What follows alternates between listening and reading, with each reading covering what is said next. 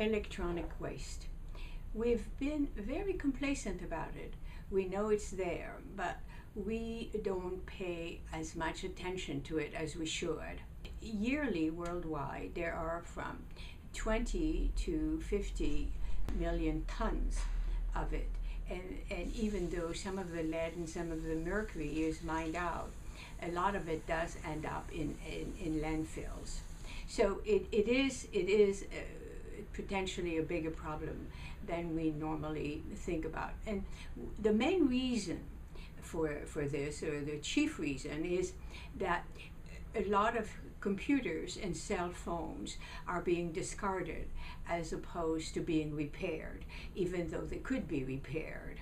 Now, the manufacturers feel that the computer programs that belong to these devices is theirs, and so in order for them to be repaired, they would have to share it with a repair person, and they hold copyrights and patents, and they don't want to do that because they think that their profits would be infringed upon. But the article in Quartz, where I read about all of this, their research shows that that's not necessarily true, because what would happen is that it would build loyalty, a brand, that if customers felt that they could buy a product and they could have it repaired, then they would keep going back to that same brand.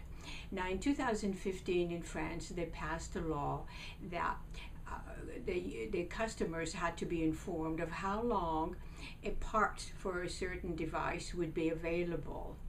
And there are 8 states in the United States that are trying to pass similar laws where repair manuals and parts would be more available.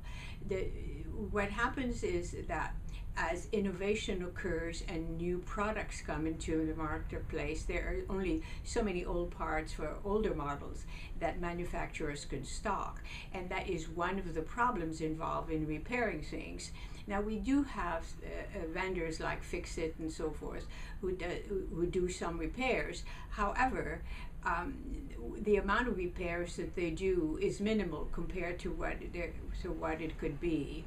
So it seems to me that we need to stop being complacent, and that we need to be more aware that this could be a very big problem, and it is a way also for us to do something for the environment and do whatever we can to pressure the manufacturers to make repair manuals and parts available for a longer period of time. Thank you for listening. I'm Danielle Levy.